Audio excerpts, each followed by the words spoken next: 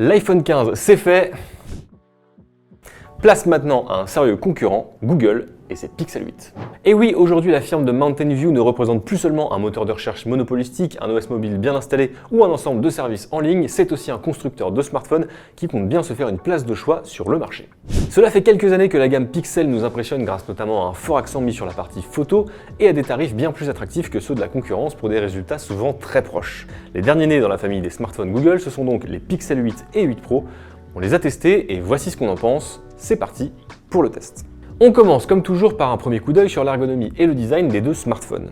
On garde la désormais traditionnelle bande à l'arrière du téléphone qui inclut comme toujours le bloc photo. Les deux versions conservent un poids assez similaire à l'an dernier avec 187 et 213 grammes sur la balance pour le Pixel 8 et le Pixel 8 Pro respectivement. La plus grosse différence graphique entre les deux, c'est la présence d'un dos mat sur la version Pro quand le Pixel 8 classique reste sur un dos brillant, donc attention aux traces de doigts. Petite nouveauté pour les deux modèles, Google a opté pour un écran plat plutôt qu'une dalle incurvée sur les côtés. Ce choix n'est pas seulement esthétique car il pourrait potentiellement faciliter la réparabilité de l'appareil. Pour le reste, cette nouvelle fournée de Pixel est à la hauteur de ce qu'on attend d'un smartphone haut de gamme. On a le combo Nano SIM eSIM, la certification IP68 pour l'étanchéité, un lecteur d'empreintes et la reconnaissance faciale. Cette dernière se paye même une certification plus élevée que l'an passé, ce qui lui permet de valider l'accès à des applis critiques comme les banques par exemple. On débute donc par une belle réussite pour les deux modèles qui reçoivent 5 étoiles chacun pour cette partie ergonomie et design. Petit aparté avant de continuer concernant le capteur de température qui fait son apparition cette année. Google a fourni une myriade d'exemples d'usage qui ne nous ont pas vraiment convaincus car elle cache en fait un léger souci. Et oui, pour le moment, ce capteur n'est pas considéré comme un dispositif de santé car il n'a pas été validé comme tel aux États-Unis. Vous pouvez donc mesurer la température de plein de choses, mais pas d'un corps humain ou alors je suis très malade. On passe maintenant à l'écran de ces Pixel 8 et 8 Pro. Pas de jaloux, chacun a sa dalle OLED, mais là où le modèle Pro reste dans le sillage de son prédécesseur, le Pixel 8 nous a réservé quelques nouveautés. Et oui, Google a enfin fait l'effort de proposer une dalle rafraîchie à 120 Hz contre 90 Hz jusque-là.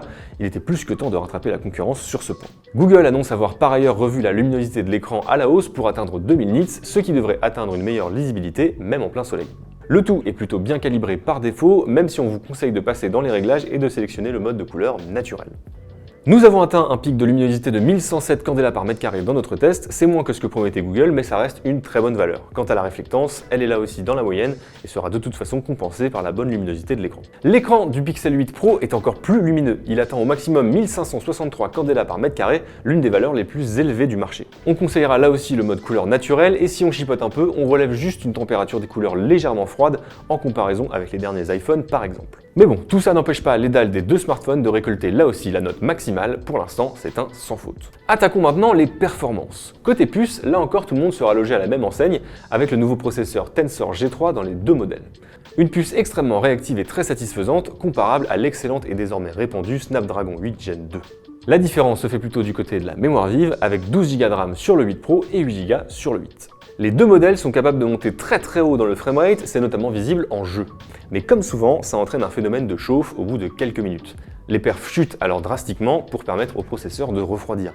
C'est très courant sur les smartphones qui viennent de sortir, demandez à Apple, et ce sera probablement régulé par une mise à jour qui va venir lisser les perfs et donc éviter la chauffe. Rien à signaler sur le multitâche, l'ensemble est très fluide, on sait de toute façon que la puce Tensor G3 se démarque surtout dans ses capacités sur le traitement IA, et ça se vérifiera plutôt dans la partie photo. À très peu de choses près, on a une étoile de différence entre le 8 et le 8 Pro, ce sera un 4 étoiles pour le premier et un 5 étoiles pour le second. Alors là où généralement la gamme Pixel perd des points, c'est sur l'autonomie. Et malheureusement, ça ne change pas cette année. Le Pixel 8 a tenu une douzaine d'heures sur notre protocole et le Pixel 8 Pro 14h35. Dans les deux cas, c'est assez décevant, même si là aussi on peut espérer de légères améliorations avec les prochaines mises à jour. Quant à la charge, elle s'accélère un peu par rapport à l'an dernier, atteignant autour d'1h22 sur les deux versions, à condition évidemment d'utiliser un bloc de charge adéquat non fourni par Google. On se rapproche donc des scores de Samsung et d'Apple dans ce domaine, mais dans tous les cas, on est en droit d'attendre mieux. En tout cas, ces résultats coûtent cher à Google puisque le Pixel 8 n'atteint que 2 étoiles en autonomie, quand sa version Pro n'en glane péniblement qu'une de plus. C'est faiblard. Enfin, on termine avec le nerf de la guerre chez Google, la partie photo. Commençons avec la version Pro, toujours très attendue dans ce domaine. Google a conservé le module principal de 50 mégapixels et le téléobjectif de 48 mégapixels, mais a troqué les 12 mégapixels de l'ultra grand angle pour 48 mégapixels et les résultats sont au rendez-vous. Le niveau de détail du capteur principal est toujours aussi bluffant. La différence avec le 7 Pro est assez ténue, même si l'on note un soin plus grand apporté aux petits détails. On est donc sur des images assez proches de celles excellentes prises avec un iPhone 15 Pro Max. On aura juste une colorimétrie un peu plus naturelle chez Apple. De nuit, Google prend même l'avantage avec des clichés plus détaillés et une colorimétrie très correcte, même sans activer le mode vision de nuit. Ce dernier continue d'appliquer un traitement assez onirique aux images qui peut plaire comme rebuter, ça on vous laisse juger. Le mode nocturne fait par ailleurs son apparition en mode vidéo, uniquement sur le modèle Pro cependant. Avec l'ultra grand angle 48 mégapixels, le niveau de détail est logiquement bien meilleur que l'an dernier. Celui-ci s'accompagne par ailleurs d'un autofocus bienvenu et d'un mode macro, il est donc plus polyvalent que jamais. Quant au zoom x5, il se montre parfois un peu brouillon, mais ça reste très correct, là encore comparable à ce que peut produire l'iPhone 15 Pro Max. Côté Pixel 8 maintenant, c'est un peu plus modeste, on se contente toujours de 2 modules. Le capteur principal est le même que sur la version Pro, ce qui n'est malheureusement pas le cas du capteur ultra grand angle, cantonné à 12 mégapixels.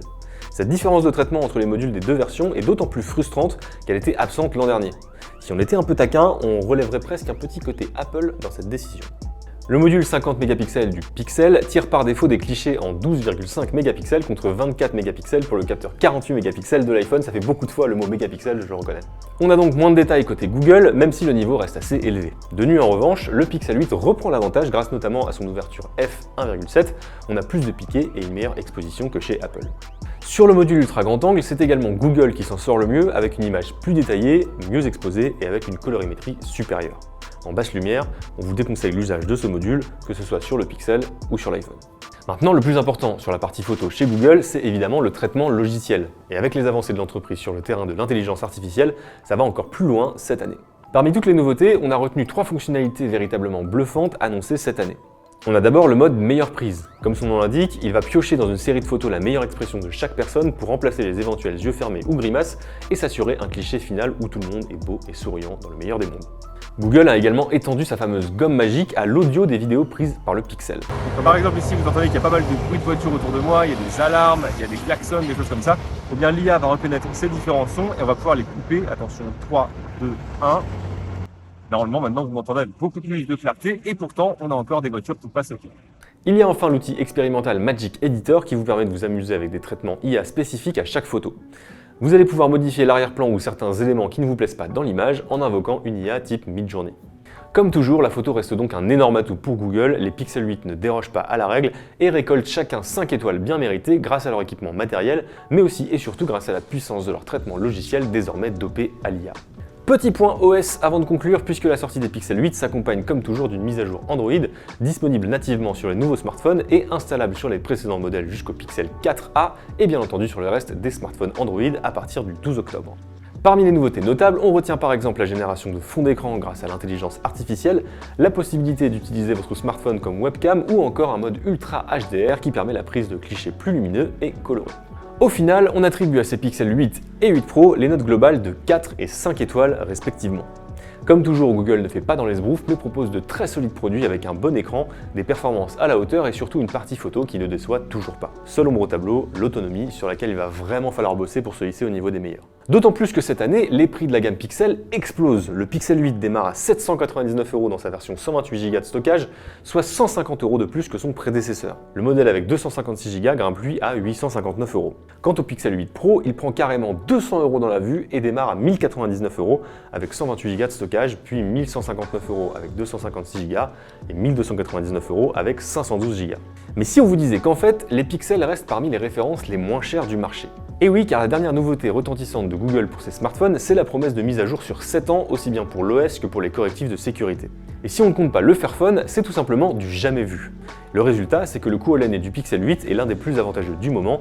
On regrette juste que cette promesse de mise à jour ne s'applique pas aussi au Pixel 7. Cette année, on sent en tout cas que Google compte bien devenir un constructeur qui pèse et ça va aussi se ressentir dans un marketing qu'on attend bien plus agressif que les années précédentes.